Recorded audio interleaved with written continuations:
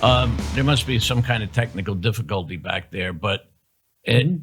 it just really fascinates me because your background was not what you're doing now, and it was like you hit that COVID wall and you said, "What am I going to do?" And it started out with a hobby, right? Like I'm just I can't do anything else except make pizzas, and it's everybody likes it. Your wife, your kids, it's all good, and then to extrapolate that out, a few years later, what is it, 4 years now?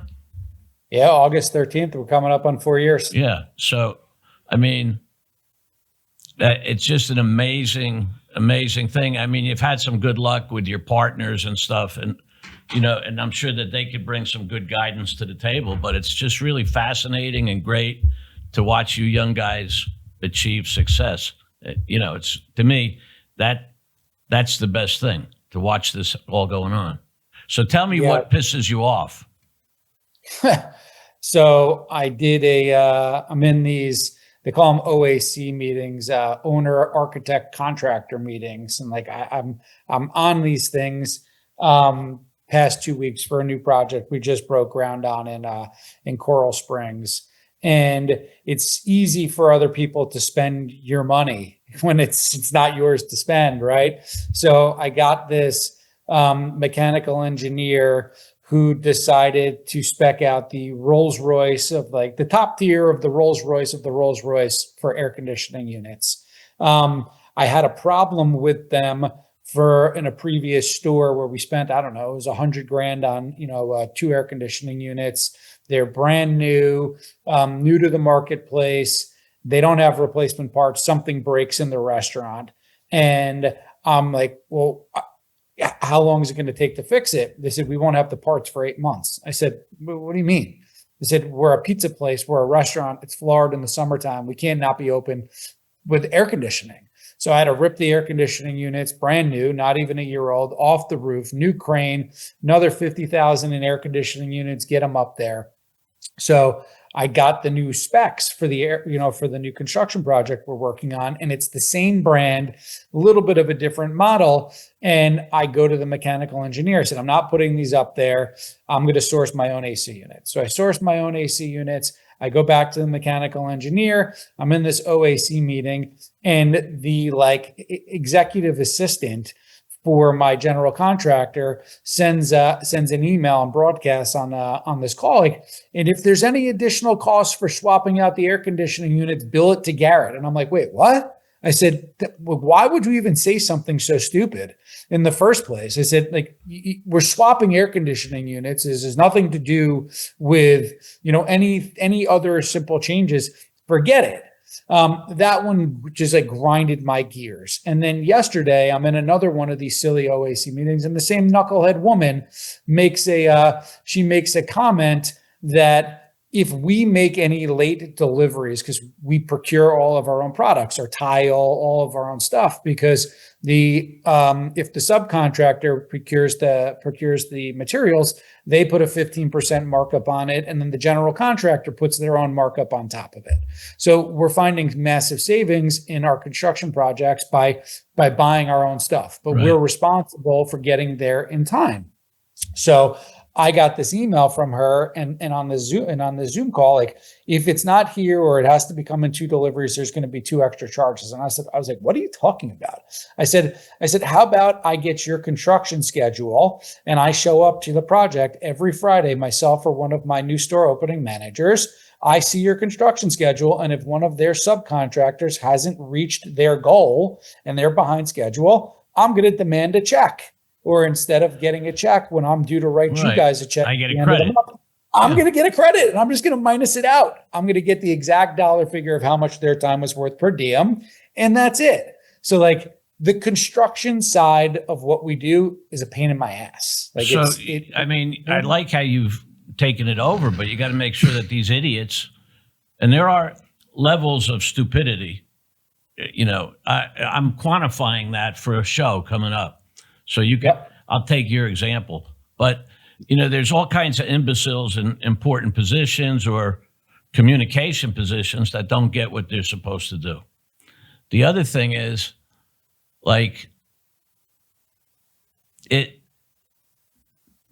people believe, and contractors, if they can make it tougher on you, that you'll yield, like you'll give in, because they think that you don't know anything. They think that what they do is so special. And the truth is, buying a certain piece of wood is not hard.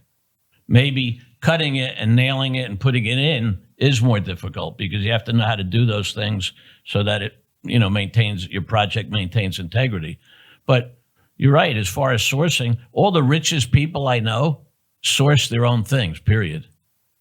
The wealthiest people I know source their own goods, whether it's a new car or this or that, because they do it better, because it's their money they're spending, or their assistant is helping them to some extent. But they really, and I'm proud of you for realizing that sourcing your own goods and, making other people accountable to you, since you're paying them anyway. That, you flip the table on them. And that's, another thing that I think you should be proud of yourself at. I mean, that's a good thing. Yeah, I mean, look, I looked at this at the scale at which we want to open up restaurants. If we can open up 3 or 4 restaurants a year for right now, if I can get that 20% savings on all of those pieces of construction, the 6th restaurant winds up being a free restaurant just off of the savings. So like for me, every dollar counts, especially when you're in that startup phase, and every penny is worth more. It's like, it's the lifeblood of your company, because you never know when the next dollar or next penny or nickel is coming back. You need all of those chips, and watching somebody try to spend it in ways that you don't think are the best ways to do it, or pieces of frustration that I see every day. And I mean, look, that's just one small segment of something that grinds my gears and makes me angry, right? What makes me psychotic is even just my team of, hey, look, we have all these phenomenal ideas and we get it 80% of the way and struggling to get the ball over the goal line, where you're like, you got that last 20%. And it's like, just get it done. Let's get it off of our list and let's move on to the next set of things that are coming in the pipeline. Yeah. And so I know there's something that you hate more than construction idiots or imbeciles. Yep. Let's just talk, because I have my own bitchiness about travel and, airplanes and hotels and all this shit. And I know we all do. But tell me about your biggest travel nightmare, the thing that pisses you off. Because when I heard some stories about that, I laughed my ass off.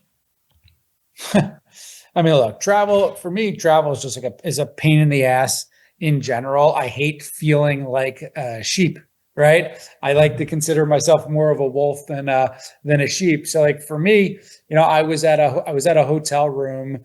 I don't know if obviously Eric told you about my story for my cruise or some of my other hotel experiences, but look, I come from the hospitality world now. That's what I do every day. So like prime example, I checked into the Aria when I was in Vegas the other day, right? And I never stay at the Aria. I stay at the Wynn because they understand hospitality. I think it's just like a perfectly curated hotel. So I went and checked into the Aria, and my wife goes to the person at the front desk, like, hey, I really want to be able to see our restaurant through the window. So the guy goes over, he meets with the manager goes through the floor plan, like where things align out the window. And the guy says, it's going to be an extra $50 a night to move you. I'm like, all right, no problem. $50, let's go. So we get up to our room, and I look out the window, and there's no sight of of the restaurant. So I'm like, I got a smaller room, I don't have any view, and I paid extra money. And I was like, I don't even care to fight the fight right now. I got other more important things to deal with. So I go and I'm running some errands for the restaurant, and I get back to my room. It's like 5:00 now, and I come into the room, and it's 5:00. The bed's not made. There's no new towels. Housekeeping hasn't been there yet. So I call down to the front desk, and I'm speaking to the person at the front desk. And she couldn't have been any more obnoxious and rude. And it actually got to the point where she hung up on me. And that's when I was like, all right, that's it. This ain't happening. So I went downstairs and I go to speak to the manager of the hotel. And I said, excuse me, sir. I said, will you oblige me and come out from behind the desk? So we went over and I took him out the front door and I said, do you see that place right across the street over there? This is literally right across the strip. I said, you see where it says, how you doing? He says, I do. I said, well, you see that on my shirt right over here? I said, that's me. My wife and I own that place right over there. And I said, we've been looking for a partner in one of the hotels that's going to allow us to help house our staff that are flying in from Florida for an extended period of time. And I haven't been able to none of you have taken me seriously at all.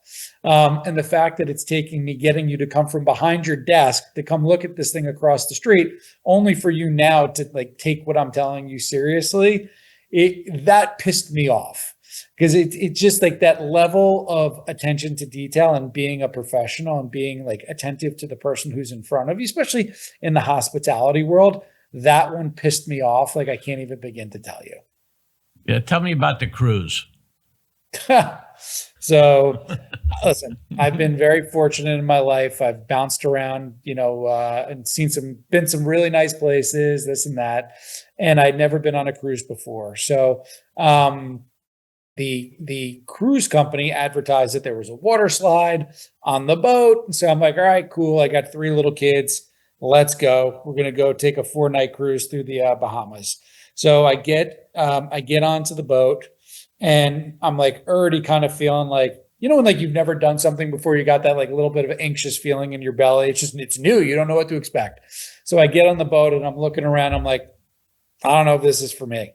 So I'm like, where is the water slides? The people go, there is no water slide. This little like splash pad pond that's the pool. So I'm like, this isn't going to be a good start.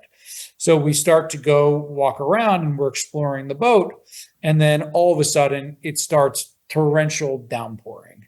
So, and that's what the weather's supposed to be for the next couple of days. So like I get my kids, we go into the game room. The game room's like the size of my bathroom in my house, which is not very big. And I'm like, there's thousands of people on this boat. What are we supposed to do? What are we supposed to do? They give you the all day card. It went like 6 swipes and then it's like, it freezes for another 30 minutes until like, another round. So I'm like, this is going to be a problem. So eventually they call like floor 7. So like we go to our room and we get in the room and the room is like supposed to be connecting rooms. My wife and I in one and the kids in the other. So I open the door to the kids' room and I'm like, all right, this is not great, but it is what it is. And I finally get into my room and my room is like, it's the exact same thing. It's like tiny 200, 300 square feet. It's like a little box. Can't even put my suitcase down. So I go to open the door between the connecting rooms and the door is broken. It doesn't open. So I hear my daughter and I see like my wife, we're like so in tune with each other. She's freaking out. I'm like freaking out. And I hear my daughter in the bathroom and she goes, Daddy, there's sand in the shower. And I was like, that's it. I'm out of here. So I pack up, I grab all my wife, my kids' shit, and we go down to the lobby and I go to the guy. I said, listen, I got to get off the boat. He's like, what's wrong? I said, I'm telling him everything that's going on. And he goes, you got 6 minutes to get off the boat because we're getting ready to leave the port. I said, I will jump off the side of this boat. If you leave the port, you're going to be stuck here no matter what. So the guy shuffles all my bags. I get off the boat and literally I'm waiting downstairs. They finally bring out my stuff. And I literally, when I tell you, I kissed the ground of the port of Miami. And I said, I got to get the hell out of here. And I'm never coming back. And I'm on the phone with, with 1 or 2 of my friends. I'm on the phone with your son, who I love dearly. I think he's the greatest guy and I love his wife. And I'm telling him, he's like, you are out of your goddamn mind, Garrett. He said, the fact that you didn't even make it out of the port tells me everything I need to know about you. Oh, well, I love it because I see a young version of me. It's just unbelievable, and hey, we're I'm lucky. not a bougie person. I'm not a bougie person. I need for nothing. Like, that's why I wear a black shirt and black pants. I'm an easygoing guy, but that one right there, I was like, it's just not going to work. And I couldn't have gotten off any faster. And you're lucky you didn't go because, I don't have to tell you the horror stories, but there's something on Netflix. I think it's called The Poop Cruise. A cruise gone bad. They lost power. You know, there was something on the other night about, you're in a different ball game. You think you're an American in a different country that's floating around, and you got no power at all. It's a mess. To me, it's not a cruise, it's a prison sentence. It's a nightmare. Yeah. I'm telling you. So I got off that boat. I got in my car. I drove all the way back up to Boca. I checked into the hotel, here in Boca. I walked into my room. It was like 800 square feet. We had 2 connecting rooms. My kids had a suite next to us. I walked in, and when I tell you, my wife and I literally, we hugged each other. We didn't let go of each other. And it was just like that moment of like, thank God the two of us are like so in line with each other that it couldn't have worked out any better. God bless you. That's terrific, because I think that I've been in gun club, the county up there, and I've been there, and I would rather be there than on any cruise. I don't give a shit. I mean, it could be the Ritz, but I'm not going.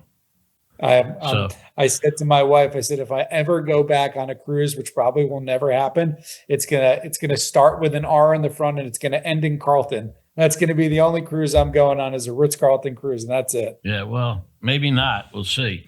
So let me ask you this: we hit 2 key points, which I love to hear other people's miseries, because that's number one, it makes me laugh. Number 2, I think that it's very important that we all share our miseries and our anger. Otherwise, we don't get very far.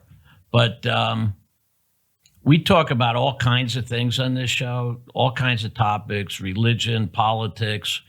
We don't care if it's offensive necessarily. We just want to get it out. So, in fairness to you, if there's anything you want to say about what pisses you off, in the United States, whatever, local politics, federal politics. We talked about, Tim went to church a few weeks ago, and he went to put money in the tithing box, and they tell him, we don't take cash, we only take credit cards. That's a fucking business, right? Like, who the hell doesn't take $1 or a $10 bill now? You know what's funny? So we're actually a cashless restaurant.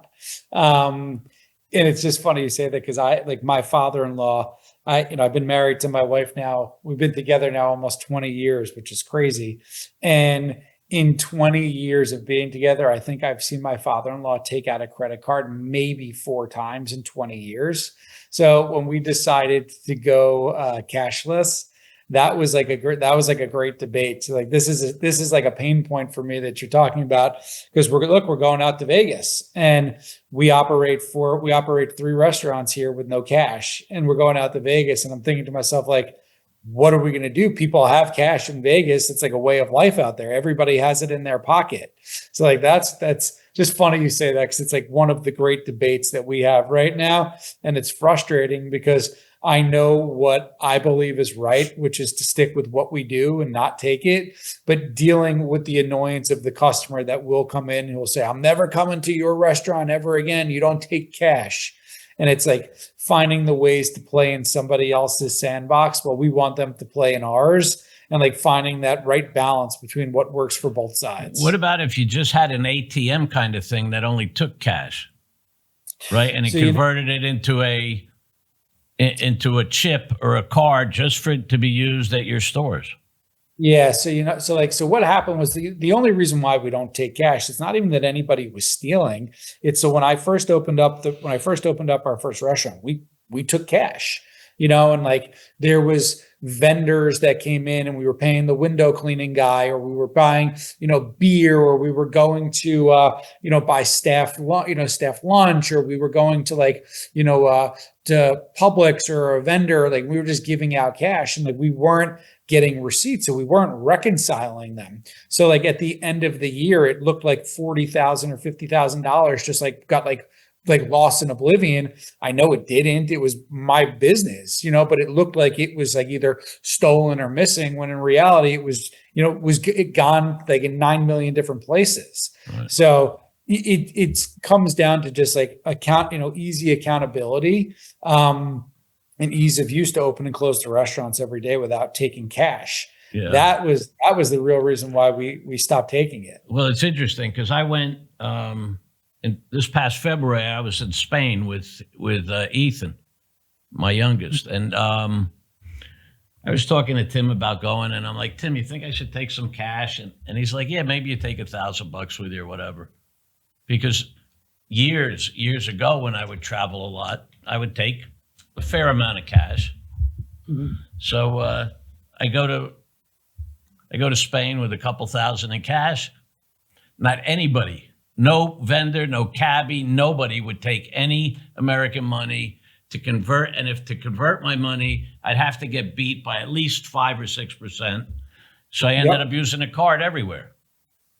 And I remember I went to Spain. So I was in Barcelona and Madrid. And I remember like specifically my dad, same way. I was like, you know what, I'm going to bring some cash with me. And he's trying to convert it. And like the concierge at the hotel was like, listen, I got a guy who's going to give you a better exchange rate. It's a little bit of a sketchy situation. You got to go down to this place over here. You're going to go through that door over there. You're going to go speak to this guy over there, and you're going to give him this, and you're going to get a bag back from this guy over there. So it's just like just very funny. Our minds are very in line right now. It's very fun. Some fun stories here. Well, I can tell you back in the old days when we only did cash before debit cards came around and credit cards were popular, you'd have your regulars come in. And, you know, before that we had the machines, right, that you swiped with the triplicate and whatnot.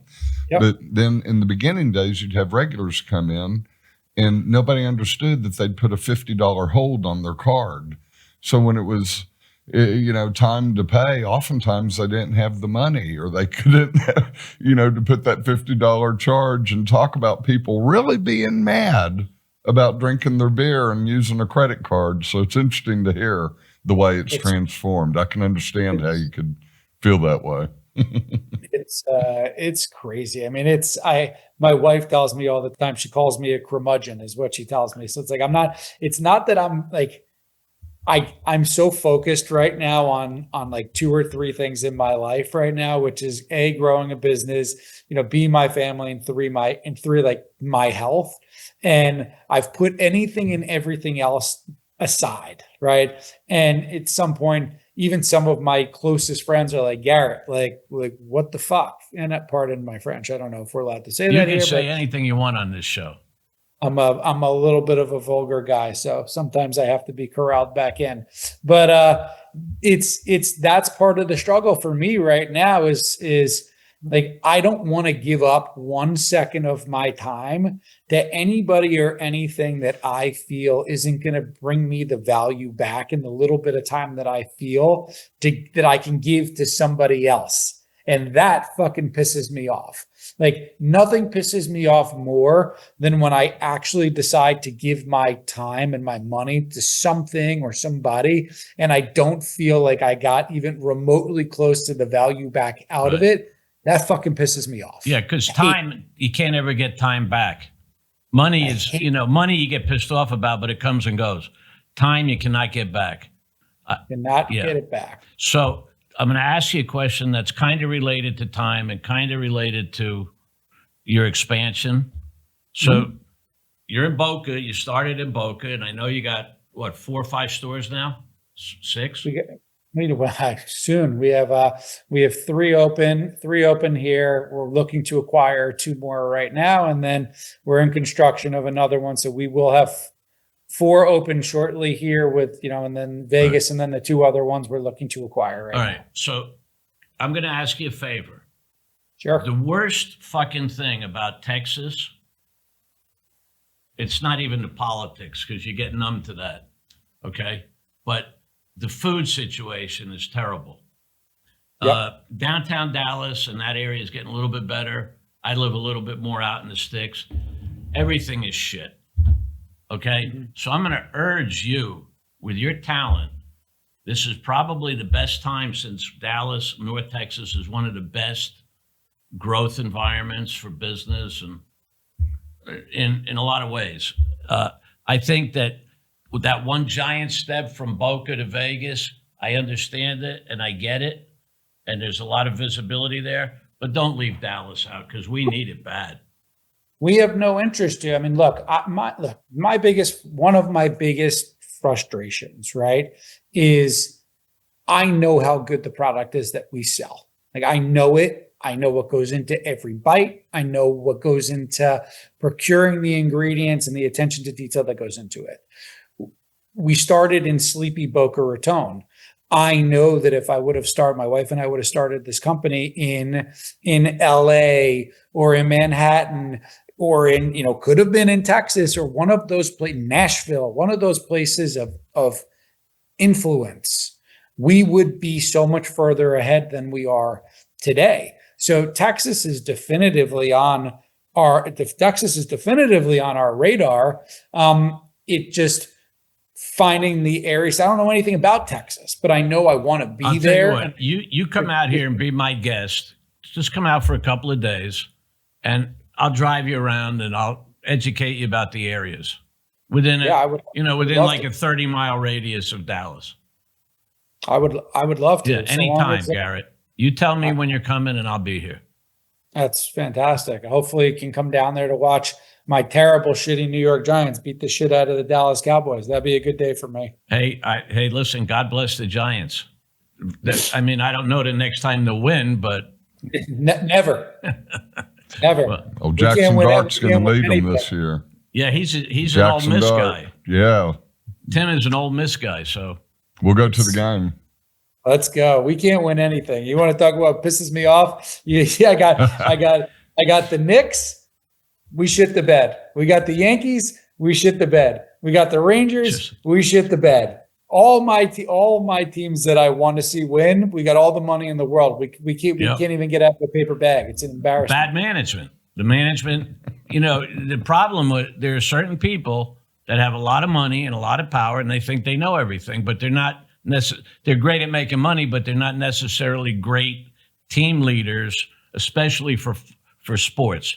Professional sports is a whole different, world. You have to be a babysitter, a manager, a nurse. It's a fucking problem. Isn't that fucking life? Like, isn't that life? Like, I feel like, listen, we were very fortunate. So we hired a guy. His name is Josh. He's our director of operations now. He comes from a few big companies is where we brought him in from. So he worked at Domino's for a long time, executive operations manager, and he's essentially taken over all of our true day-to-day ops. And I hear the shit that he and I talk about, and it's like, God damn it. It's like, we're running a business. We're fighting the fight that's in front of us. Like, why do I have to be a goddamn babysitter? Like, why do you have to be a babysitter? I can't understand that. What pisses me off is like, how does somebody not wake up every day and want to be a fucking winner? Like, why? Like, because they're not educated to it. Look, you were born. I can't process it in my brain. All the people that we know and hang around with, basically, that we were born into some kind of structure that allowed them to see success and kind of want it, even if they weren't primo. I just remember one thing. My father always said to me, I don't give a fuck if you're a garbage man, because that's not my problem, but just be the best garbage man every day you wake up and do your job. So it's just kind of the stuff we're taught. And, like Tim was the same way. His father would say, get out there and fucking do it. What should I do? He says, when you'll decide when you make a decision, and you keep going. That's it, right, Tim? Yeah, you just have to get out there. You get the bumps and bruises, and you learn from it, and you just got to stay on your feet and wear all the hats associated with your management and vendors and construction, and it's be your own advocate. You have to be your own advocate. The thought of being a loser, that fucking pisses me off. Like, yes, sir. We are willing to give you every opportunity under the sun to be successful. If you choose to not be that, it's not my fault. It's not, because we've given you every tool to be it, but to wake up and decide to not be a killer or a winner or a go-getter, I can't process it in my brain. Yeah, because you have goals and you have, what is success? Success is getting up every day and winning. Why do rich people, tremendously wealthy people still work because they want to keep winning. It's got nothing to do with the money. I mean, whatever that limit is that you have or you want to have, once you get there, the rest of it's just because you want to keep winning. The idea of losing makes me psychotic. It makes me psychotic, and it's tough, because I grew up playing very competitive sports in my life. So like I have 3 little kids now. And my oldest is going to be 8. So I got 8, 6, and 4. And my daughter got a participation trophy for basketball. And I looked at my wife. I said, we ain't bringing it in the house. And she said, what do you mean you're not bringing it? I said, you know what we're going to do with that participation trophy? We're going to put it behind my pickup truck tire and we're going to drive over it. That's what we're going to do. And my wife was like, are you, what the fuck is wrong with you, Garrett? And I said, it's not what's wrong with me. I said, what's wrong is we're giving out participation trophies. That's what's wrong. I said, I have a wall filled with trophies. And you know how hard I had to work to get those? How many scars and cuts, stitches, and broken bones I had to get to those? So the idea of taking a participation trophy, I can't even, that's the type of shit that that's makes a societal ill. I mean, that pisses me off too. I mean, just because you participated in something, that is not an award-winning event. I say, you think the other countries that are out there, you think China or Russia or one of those countries is giving out participation trophies? I says, as a parent, I said, I don't want to have to be tough on my kids, but it's my job to be tough on them because the world is hard place, man. It's easy to spend money. It's hard to make it. And there's going to be other people that are out there that are going to want to work and outwork you. And if you don't sound like a fucking old man now, it must be the beard. It's the curmudgeon in me. Listen, I remember when you guys were young. So to me, this growth and this, it's just fascinating to me. I appreciate it. And I see that there are people that deserve what they get on the good side. Now, I'm not talking about the loser side of the equation, but you work hard, you play hard, you do everything to the best of your ability. And that is something to be proud of. There's no other way to do it. I say it all the time. Look, I'm going to use the business that I'm in, which is, food. So forget pizza. Opening up a restaurant, coming in the morning and opening up a restaurant and closing a restaurant at the end of the day. They're the same, right? The amount of work that goes into working inside of them is the same. So why would you choose to not buy the best products that you can choose to make the food that you're going to do? Because if you're going to cook a hamburger, you're still cooking it, even if you're buying the best burger meat you can buy or the shittiest burger meat you could buy, you still have to cook it. So for me, I break everything down to just being the best or doing the best that you can possibly do with anything in life. I start my day at 3:00 in the morning every day because it makes me feel good to know that I'm up before every other person that I know. I'm beating them the second I wake up in the morning. I'm already winning. And that to me is what gets me moving every day. That's the pride element. I mean, I'm proud of you. I mean, I just watched you develop and I love your fucking pizzas. I think that they're creative. They're delicious. I can't remember having a better pizza. Thank you. And we talk about that. Your company motto, our shirts, our van that we have, it says, how you doing? Fucking delicious pizza. Yeah. I'll tell you, Ethan still talks about it. And I can't say it on the air really, but that was the first time he had tequila that day. So I looked over, I had my son, we were playing golf in New Jersey and I let him go sit on the golf cart for a minute. I had a bucket of Peronis in the back and he didn't know any better. He looks over, I see him, he's got a bottle of beer, he's drinking it at the top. I'm like, Grant!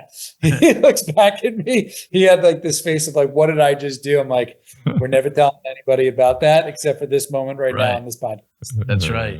Wow, it's so great to see you, right? Absolutely. And absolutely, Garrett. I can't wait till you come to Dallas and we have a live version of more of your frustrations and anger, because I don't go a day without getting pissed off about something. And I know one thing about being pissed off, it's better than being pissed on. So I got to let it out. I gotta let it out, and I That's want to help all fantastic. people get it out. That's And, exactly right. So check this out, right? You see this? We got Yep. beautiful shirts and quarter zips and golf balls with angry Allen. So I say these are just for using with your driver because you really want to fucking hit it as hard as you can. I told my son, you're allowed to curse. You're allowed to curse on one place. That's on the driving range. I On the said, you got to driving get it out before you get on the course, pal. Yeah, well, I'll tell you, I love my boys and they're, golf cars, golfers, and my daughter is a shopper, but I love her too. I mean, I love her the most. But these guys are at least earning their keep. I love that. You got a great crew. There's Eric is I adore Eric. I think he's the greatest. He's Well, I'll tell you what, he one of my idolizes you. absolute favorite people. Eric idolizes you. He's great. It's amazing. But I'll tell you, when you do open in Dallas, I'm going to be the greeter, right? You'll have a how you doing greeter. I got it. You better get out all your anger before the customers start walking. Don't in the worry. door. I'll tell them to leave it right here, right? Yeah. At our QR code. And you just, whatever you're pissed about, you're not going to be pissed about your pizza. That I can tell you. I appreciate it. All Thank right, you so man. much. It's so good to see you. Take it easy. Guys, He goes thank you. nice. Catch Have a you great Thanks for later. day. your time, Garrett. I know you're Of busy. course. Thanks. Appreciate it. Bye. Bye. Bye.